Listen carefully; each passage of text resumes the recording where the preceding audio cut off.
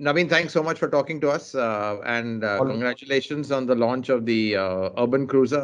Obviously, it's an important model for Toyota, though all know it's not a pure Toyota model, but I think this is another Glanza approach which has worked well for you. So, just your thoughts on firstly the size of the segment. What are your expectations? You've come in at a time when there's a really genuinely a lot of hot competition.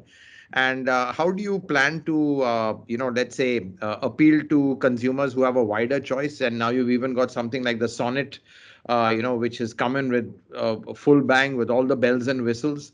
So, in view of this competitive landscape, I mean, what's your strategy going to be?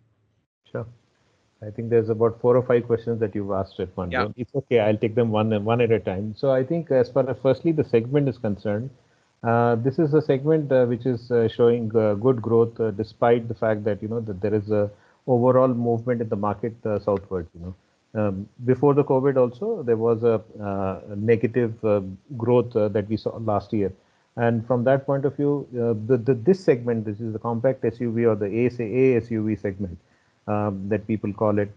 Basically, there has been a growth, steady growth from uh, uh, 3 to 4%. It's steadily grown. It's at about 11% of the market, and likely to grow further because there are new model launches, including the urban cruiser, and also there are going to be the people's preferences moving from passenger cars to SUVs. That's another reason why this segment seems to be on the slightly increased momentum. And as we speak, I mean, as what I understand is that with the launches and also the customer preference changes, this is 11% is also not the upper ceiling. It's likely to go to about 16% of the market. So that's a very important thing, that that we are entering into the segment where there is good momentum. We customers are favorably inclined to get into SUVs. It's a smaller SUV, so affordability point of view also customers are happy to be in this class of vehicles, and personal mobility gaining traction is another reason why people prefer such compact SUVs over passenger cars. Then the second question, when the other questions were regarding competition. Competition is always welcome, and we are happy to join this segment with our latest product offering. What is the USP? What is the differentiator? Is what your next question was. That's right. Yeah. Yeah. So we said this at the time of Glanza also, and we say this again. Our USP is the Toyota experience. Mainly, the customers who come to us basically come from word of mouth. As a very strong source of getting customers is word of mouth. When you, as a satisfied Toyota customer, talk to a friend or a relative of yours, then he is more convinced about what you are trying to say, rather than people what the others would say or what the advertisement would say, because that's paid media. But what is important is when you get a reference which is good, and that is why we are very happy to keep our customers satisfied, and then grow organically from there. And once the customer experiences the Toyota sort of reliability on the service front, on the service outlets, and that is why one important thing that we are doing is we are expanding very, very rapidly in terms of number of outlets, not in the A and B class cities, but in C and D class cities, the smaller townships, the rural India. That's where I think we are adding on about 50 plus outlets with this new product launch. So that will be an important, how should I say, motivator for the customer, so that he doesn't have to worry, because this class of customer is not going to travel 50 kilometers or beyond to get the car service. So that is important. So we are focusing both on sales and service for these rural townships. So that will be the unique differentiator, and the same Toyota experience will be available at all these touch points. So that's interesting. So what you're saying is you see this as to give you deeper penetration into rural markets, this kind of vehicle, which is an SUV, which obviously in terms of, but is it, let's say with the Glanza, wouldn't you have had the same strategy? Or do you think with this vehicle, it is more relevant to the C and D towns? No, no, it's both in the same trajectory. Basically, it started with the Glanza and with the urban cruiser. Because see, from a dealer standpoint, when I ask a dealer to invest, there has to be a substantial volume. So when Glanza plus urban cruiser gives him a standalone viability case, So Got it's it. it's always about a balance between dealer viability and customer satisfaction. And I can volumes. and volumes. Volumes drive it, Volumes Right. will drive this. So when this these two products which are predominantly focused at the low end of the market, and then there is a standalone viability, affordability not going up, personal mobility gaining traction in the cities gives me that volume enrichment at the low end of the market, and this rural penetration will give me a reach penetration into the Indian car market. Right. And 84%, if I remember, is what we are covering with the increased penetration. We would be more than 84% of the car market wherever it exists. We'll be there. right. Okay, fine. So which are the pockets which are still slightly left out? Is it the northeast and certain parts like that? Which is Some parts in central India and some parts in northeast, which is where we are focusing now. Northeast okay. is a big focus area. Big focus area. Right. Okay, fine. So you see some volumes coming from there, and that's where there is increasing Yeah. demand. See, for us, the learning curve would be that it is not where our traditional products, namely Innova and Fortuner, would sell. There is a certain class of customers from an economic strata point of view who would be able to kind of more go towards these products. It is about where there is the mass market existing, the low end of Right. the spectrum. So that is where we have to reach out, and that is why this is very, very crucial that we expand to the nook and corner of the country where these customers come from. So there will be, and I've been saying this very loud and clear within our meetings also, that there will be a shift in the patterns in which we sell or we are used to selling cars with Right. this which are So complementing with this Danza. So do you feel also what percentage do you think are you going to get first time Toyota buyers? It would be a very, very high percentage, of course, because A, you're I going into new towns and honestly, these people, or could it be certain Etios customers, EFC platform customers who are moving to this? Is that a possibility or is it largely going to be completely new? Actually, more are welcome. So that's the starting point. But having said that, I think from a market segmentation point of view, I think since we are first time entering into the compact SUV segment, so obviously we expect a lot of first time buyers. Replacement buyers and additional buyers will be there, but the new car buyer, not only the first time Toyota buyer, but the new car buyer also gets attracted towards this segment. My first car could be a compact SUV. So from that point of view, in the case of Glanza, when we started, it was up to 60% of the first-time Toyota buyers who were coming to us. They weren't new car buyers, but the first-time Toyota buyers were coming to us. But in this case, I think we are monitoring this very carefully because we would like to grow the segment.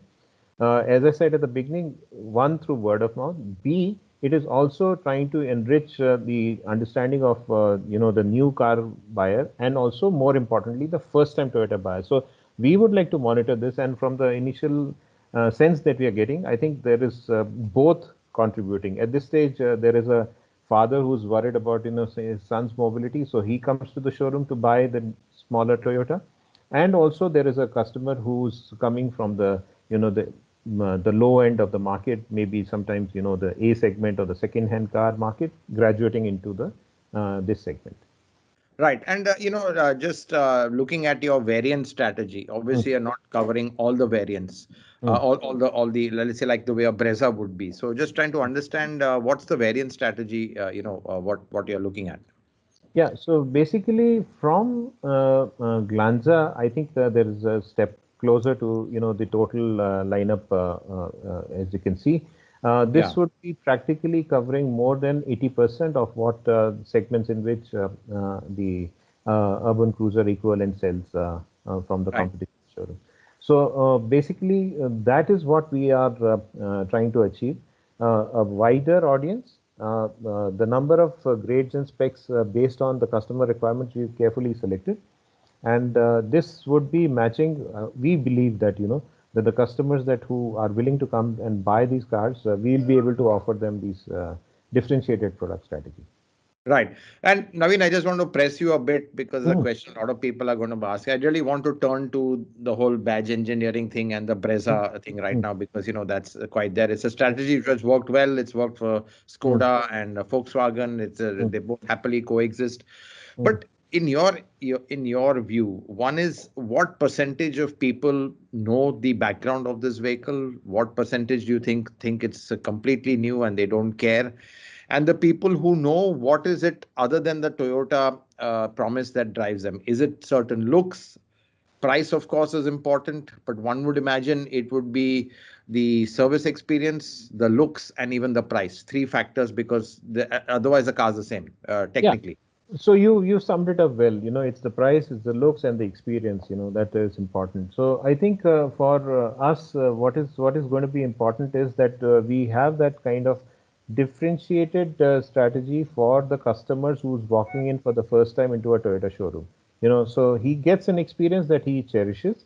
He gets an experience that he is able to narrate, and he gets an experience who is willing to bring his own friends and families into the showroom next time. So that's how organically we like to grow. So basically, this is a first compact SUV from Toyota, from a Toyota showroom, and that's how we'd like to position this. And from the consumer point of view, yes, there is understanding that there are these cross batches which are existing, and this badge engineering that is happening, and there are certain merits on the cost front, but the most important thing, their looks differentiating in the looks is important. So as you can see, we are moving slowly into a direction where the looks and feel belong to the Toyota lineage or the Toyota family, and Right. the looks of the car reminds you definitely that this is part of the Toyota family, and that's how we try to differentiate from that point of view. Right. And so can we expect the third product to be even more differentiated? I mean, just to get a sense, I mean, Glanza was literally the badges. With Urban Cruiser, you've done a lot more. The front is very distinctively Toyota.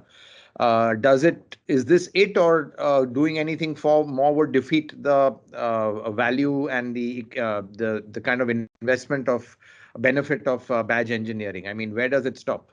I think, as you very well understand, the powertrain is something that I think has to be leveraged because the No, more by powertrain platform mechanicals. But I'm saying, will mechanicals. we see a next step of dashboard, or will we see some sheet metal parts, or will we just stick to this? Because beyond that, then investment starts going up exponentially. I can only talk about the direction. Direction wise, it is going in the direction of more and more differentiation from each other, so that the consumers who are touching and feeling the product get a feel that that they are still getting a differentiated product.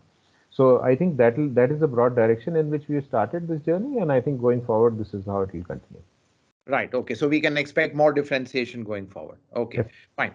And just one last comment again on this. I want to just, let's say, uh, get a sense of volumes and market share. I mean, are we expecting a same ratio of, let's say, Baleno to Glanza, Brezza to Urban Cruiser, or are you a little bit more confident because this is a little bit more of a differentiated car? Also, it's in a segment where people, let's say, are more, let's say, inclined towards a badge like Toyota than, let's say, a hatchback where Maruti really is the king.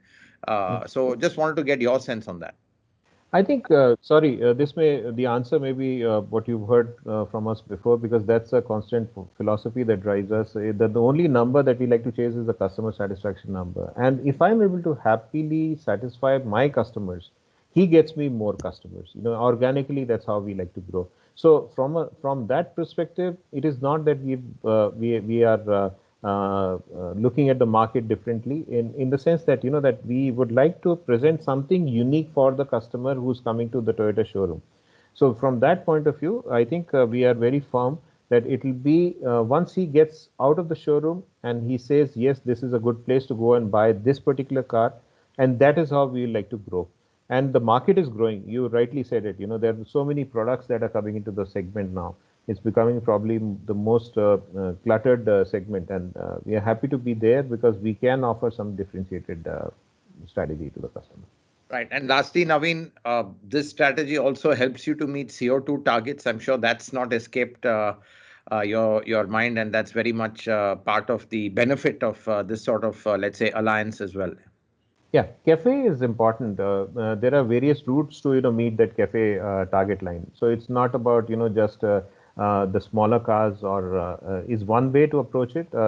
Differentiated how should I say, the electrified technologies is another route of it, and Toyota has pioneered in those areas. I'm talking about electrifications of various levels, including hybrids. So that is going to be another way, and that's proven very successful, especially when we are talking about Cafe 3 and beyond. And if you've read the reports recently, which we are happy to see that in the European car market, the only car maker to go below 100 grams per kilometer is only Toyota, and Right. successfully meet the even more stricter cafe norms. So we are moving from 1 to 2, but I think from 2 to 3 also the route that we have adopted in most markets is electrified technologies, and that I think is paying dividends. Right. So then, Naveen, you talked about electrified technology and hybrids. Can one assume that right now, part of the broader alliance with Suzuki, we've seen even the Baleno go as a Toyota Starlet now in South Africa. So Mm, it's quite a global alliance in that sense. mm. But it's been a sort of one-way direction so far. You all have been benefiting from their products. Can we see in the future the hybrids coming into products of both brands, because that's really where Toyota technology would kind of help the broader partnership. So, I Uh, mean, is it fair to assume that some level of hybridization at a mass level can be seen in products, within this partnership? Yeah, so this partnership basic purpose was that that we play on the strengths of each other. In the sense that if somebody has a kind of deep understanding of the Indian car market, like our partners have, we have a lot to learn on that aspect. But at the same time, if it's as far as technological upgradation or various electrified technology is concerned, I think our headquarters is very much inclined to do this, and not only for this partnership, but as you know, hybridization, most of the even the patents have been open source now. It's been made open source, and we are happy to partner for any other kind of So activity. is there a scope for it in the mass market? Is what I wanted to specifically pin you on, or do you think the It's a chicken and egg situation. If volumes don't come, the mass market is. But one of the things that is important for this to kind of break this whole cycle is localization, and we are considering seriously localization of the electrified parts, and that would be the real game changer, because then one, true make in India happens. Number two, cost effectiveness happens. Make versus buy, so that makes it more interesting. And once we are able to do those things, mass market is the next logical step. and obviously you'll have the scale of both companies to justify a certain Yep. level of localization. Definitely, definitely. Right. Great, Naveen. Thanks very much, and congratulations on the Thank launch of your new baby. I'm sure thank it's a difficult time, but I think in this time, getting new product is key to kind of getting the market excited. And wish you all the best. Thanks so much for thank talking to us. thank you so much, and thank you always for your support. Thank you.